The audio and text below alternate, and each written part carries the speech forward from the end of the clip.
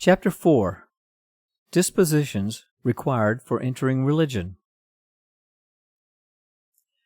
He who feels himself to be called by God to an order of exact observance, I say of exact observance, for it would be better for him to remain in the world than to enter an order which is relaxed, should know that the end of every order of exact observance is to follow as exactly as possible the footsteps and examples of the most holy life of Jesus Christ, who led a life entirely detached and mortified, full of suffering and contempt. He then who resolves to enter such an order must at the same time resolve to enter it for the sake of suffering and denying himself in all things, as Jesus Christ himself has declared to those who wish perfectly to follow him. If any man will come after me, let him deny himself and take up his cross and follow me. Matthew 16:24. He then who wishes to enter such an order must firmly establish within himself this resolution to suffer, and to suffer much, so that afterwards he may not give way to temptations when, having entered, he shall feel depressed under the hardships and privations of the poor and mortified life which is there led. Many, on entering communities of exact observance, take not the proper means of finding peace therein, and of becoming saints, because they place before their eyes only the advantages of the community life, such as the solitude, the quiet, the freedom from the troubles caused by relatives, from strife and other disagreeable matters, and from the cares consequent on being obliged to think of one's lodgings, food, and clothing. There is no doubt that every religious is only too much indebted to his order, which delivers him from so many troubles, and thus procures for him so great a facility to serve God perfectly in peace, continually furnishing him with so many means for the welfare of his soul, so many good examples from his companions, so much good advice from his superiors who watch for his benefit, so many exercises conducive to eternal salvation. All this is true. But with all this, he must also, in order not to be deprived of so blessed a lot, resolve to embrace all the sufferings that he may, on the other hand, meet with in the order.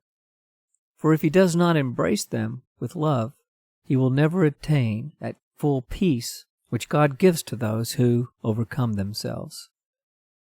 To him that overcomes I will give the hidden manna. Apocalypse 2:17.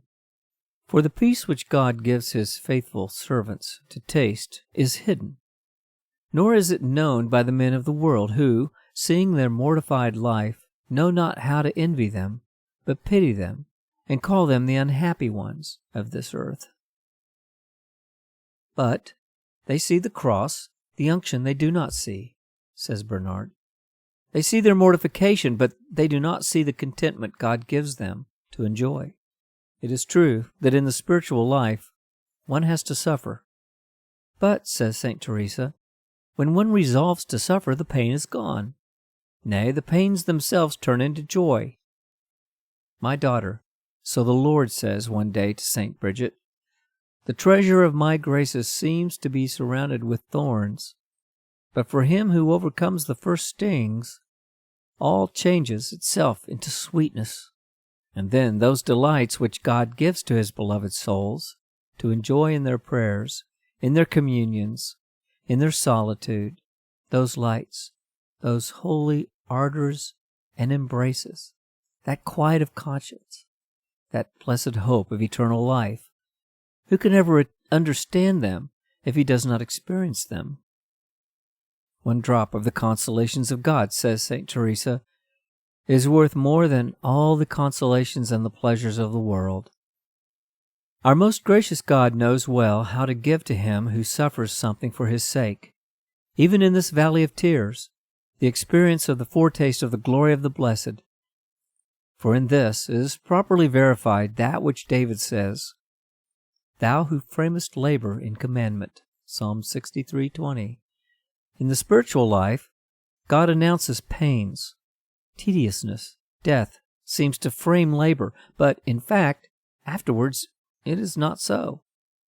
For the spiritual life brings to them who entirely give themselves to God that peace which, as St. Paul says, surpasses all understanding. Philippians 4:7. It surpasses all the pleasures of the world and of the worldlings. Hence we see a religious more content in a poor cell than all the monarchs in their royal palaces. Oh, taste and see that the Lord is sweet. Psalm 33:9. But on the other hand, he must be persuaded that he who does not resolve to suffer and to overcome himself in the things contrary to his inclinations will never be able to enjoy this true peace, though he should have already entered religion. To him that overcometh, I will give the hidden manna. Apocalypse 2:17. It is then necessary that he who wishes to be admitted into an order of exact observance should enter with a mind determined to overcome himself in everything, by expelling from his heart all inclinations and desires that are not from God, nor for God, so that he must detach himself from all things, and especially from the four following: 1. From his comforts. 2. From his parents. 3. From his self-esteem. 4. From his own will. Section 1. Detachment from comforts. In religion, after the year of novitiate, one makes, besides the vows of chastity and obedience, all the vow of poverty, in consequence of which one can never possess anything as one's individual property, not even a pen, no rents, no money, nor other things. The order will provide him with all that he needs. But the vow of poverty does not suffice to make one a true follower of Jesus Christ.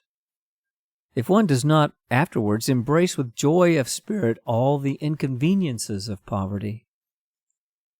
Not poverty, but the love of poverty is a virtue, says St. Bernard.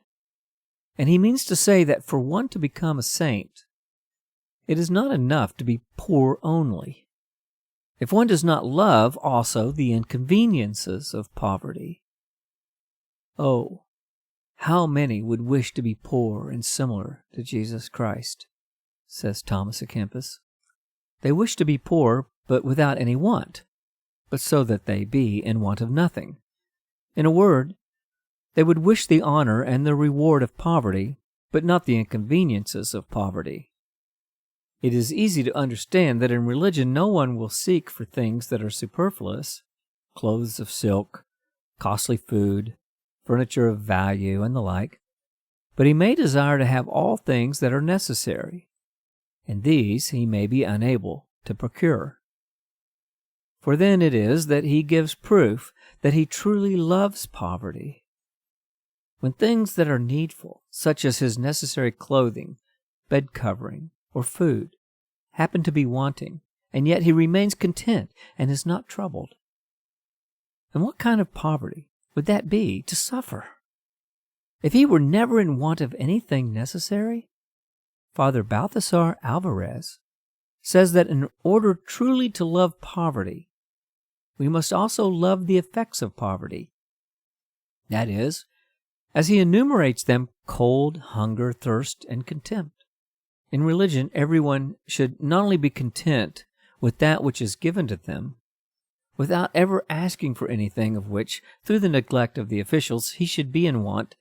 This would be a great defect, but he should also prepare himself sometimes to bear the want, even of those simple things that the rule allows. For it may happen that sometimes he is in want of clothes, coverings, linen, or such like things, and then he has to be satisfied with the little that has been given him, without complaining or being disquieted at seeing himself in want even of what is necessary.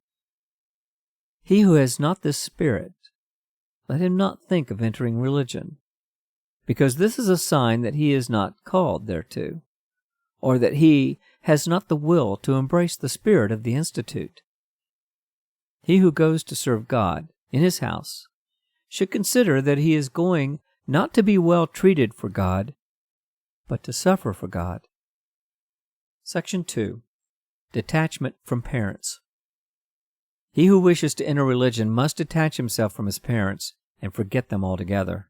For, in religious houses of exact observance, detachment from parents is put in practice in the highest degree, in order perfectly to follow the doctrine of Jesus Christ, who said, I came not to send peace, but the sword.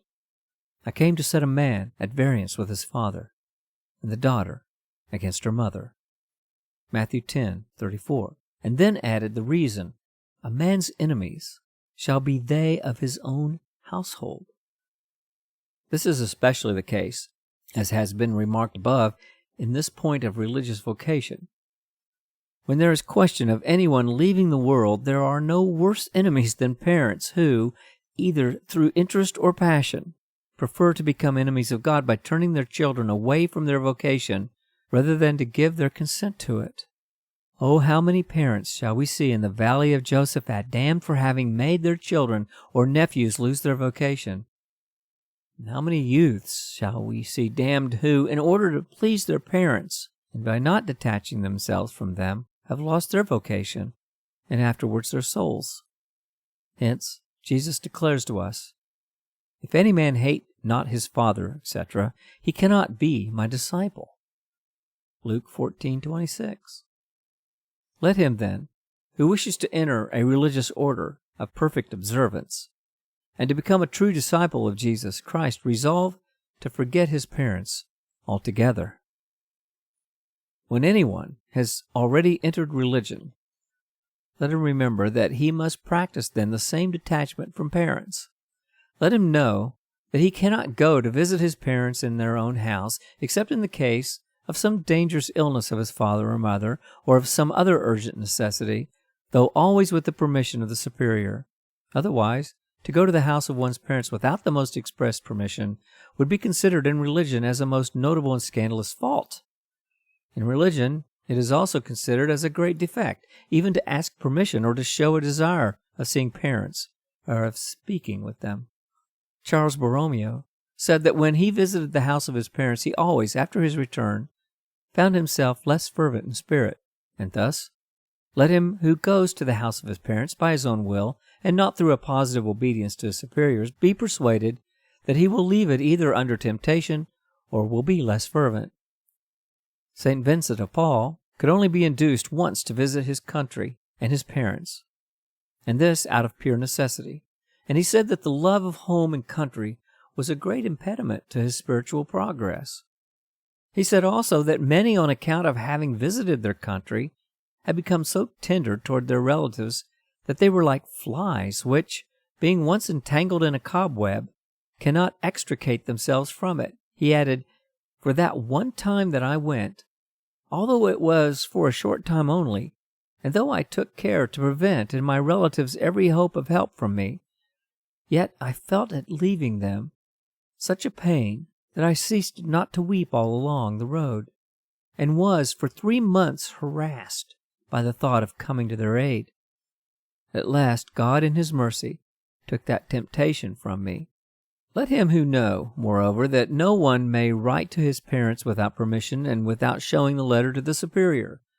Otherwise he would be guilty of a most grievous fault, which is not to be tolerated in religion and should be punished with severity, since from this might come 1,000 disorders tending to destroy the religious spirit. Let especially the newcomer know that during the novitiate this is observed with the greatest rigor, for novices during their year of novitiate do not easily obtain permission to talk to their parents or to write to them.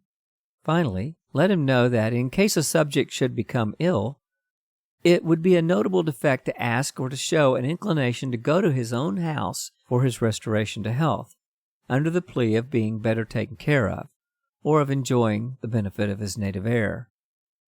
The air of his own country becomes almost always, or even always, hurtful and pestilential to the spirit of the subject. And if he should ever say that he wishes to be cured at home in order not to subject the order to expenses for remedies, let him know that the order has charity enough to take sufficient care of the sick. As to the change of air, the superiors will think of that, and if the air of one house is not beneficial to him, they will send him to another.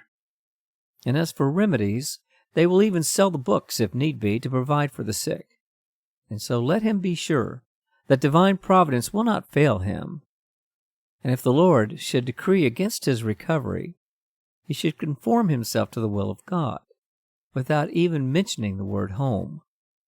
The greatest grace that he who enters an order can desire is to die, when God wills it, in the house of God, assisted by the brethren of his order, and not in a secular house, in the midst of his relatives. Section 3. Detachment from self-esteem. He must also be altogether detached from all self-esteem. Many leave their country, their comforts and parents, but carry with them a certain esteem for themselves. But this is the most hurtful attachment of all. The greatest sacrifice that we can make to God is to give him not only goods, pleasures, and home, but ourselves also by leaving ourselves. This is that denying of self which Jesus Christ recommends above all his followers. And for this self-denial it is necessary that everyone should first place underfoot all self-esteem, but desiring and embracing every imaginable contempt which he may meet with in religion, as for instance to see others whom perhaps he thinks less deserving preferred to himself, or to be considered unfit to be employed, or only employed in lower and more laborious occupations. He should know that in the house of God those charges are the highest and the most honorable which are imposed by obedience. God forbid that anyone should seek for or aspire to any office or charge of preeminence. This would be a strange thing in religion, and he would be noted as proud and ambitious, and as such be put in penance, and especially mortified in this point. Better would it be perhaps that a religious order should be destroyed than that there should enter into it that accursed pest of ambition which, when it enters, disfigures the most exemplary communities and the most beautiful works of God. But he should feel even consoled in spirit when he sees himself mocked and despised by his companions. I say consoled in spirit, for as to the flesh this will be impossible, nor need a subject be uneasy when he sees that he resents it. It is enough that the spirit embraces it, and that he rejoices at it in the superior part of the soul. Thus, also seeing himself continually reprimanded and mortified by all, not only by superiors, but also by equals and inferiors, he should heartily and with a tranquil mind thank those who thus reprimand him, and have the charity to admonish him, answering that he will be more attentive not to fall into that fault again.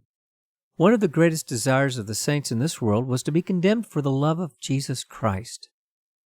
This it is that St. John of the Cross asked for, when Jesus Christ appeared to him with a cross on his shoulder and said, "John, ask from me what you wish." And St. John answered, "O Lord, to suffer and to be despised for thee." The doctors teach, with St. Francis de Sales, that the highest degree of humility we can have is to be pleased with abjections and humiliations. And in this consists also one of the greatest merits that we can have with God. Some contempt or affront, suffered in peace for the love of God, is of greater value in his sight than 1,000 disciplines and 1,000 fasts.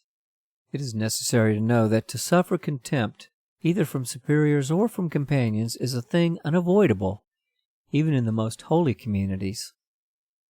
Read the lives of the saints, and you will see how many mortifications were encountered by St. Francis Regis, St. Francis of Jerome, Father Torres, and others. The Lord sometimes permits that even between saints there should exist, though without their fault, certain natural antipathies, or at least a certain diversity of character between subjects of the greatest piety, which will cause them to suffer many contradictions. At other times, false reports will be spread and believed. God Himself will permit this, in order that the subjects may have occasion to exercise themselves in patience and humility. In a word, He will gain little in religion and lose much who cannot quietly put up with contempt and contradiction. And therefore, he who enters religion to give himself entirely to God should be ashamed not to know how to bear contempt when he appears before Jesus Christ, who was filled with opprobriums for love of us.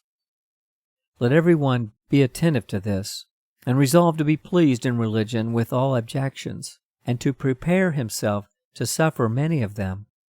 For without the least doubt he will have many to bear.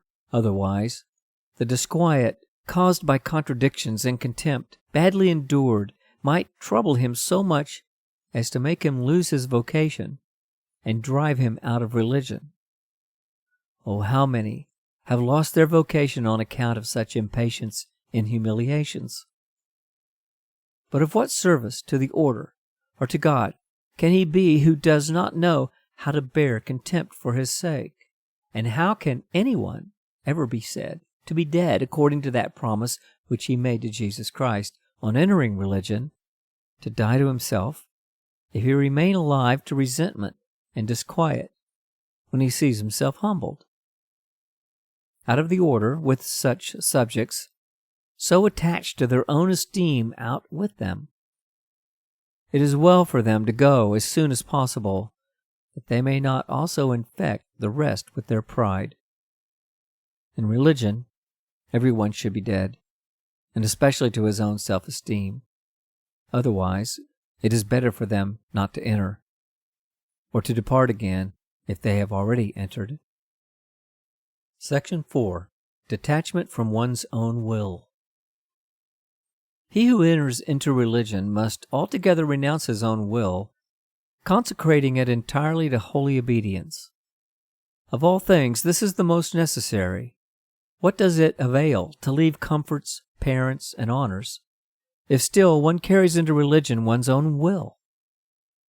In this principally consists the denial of ourselves, the spiritual death, and the entire surrender of ourselves to Jesus Christ. The gift of the heart, that is, of the will, is what pleases Him most, and what He wishes from the children of religion. Otherwise, if we do not entirely detach ourselves from our own will, and renounce it in all mortifications, all meditations and prayers, and all other sacrifices will be of little avail. It is then evident that this is the greatest merit that we can have before God, and this is the sure and only way of pleasing God in all things, so that then we can each one of us say what Jesus, our Savior, said, "I do always the things that please Him." John 8:29. Certainly, he who in religion lives without self may say and hope that in all that he does he pleases God, whether he studies or prays or hears confession, whether he goes to the refectory or to recreation or to rest. For in religion not a step is made, not a breath drawn, but in obedience to the rule or to superiors. The world does not know, and even certain persons given to spirituality have little idea of, the great value of a community life under obedience. It is true that outside of religious communities, there are to be found many persons who do much, and maybe more than those that live under obedience. They preach, do penance, pray, and fast, but in all this they consult more or less their own will. God grant that at the day of judgment they may not have to lament as those mentioned in Scripture. "Why have we fasted, and thou hast not regarded? Why have we humbled our souls, and thou hast not taken notice? Behold, in the day of your fast your own will is found." Isaiah 58:3. On which passage St. Bernard remarks, "Self-will is a great evil, For it is the cause that what is good in itself may be for you no good at all. This is to be understood when all these exercises one seeks not God but oneself. On the contrary, he who does all by obedience is sure that in all he pleases God.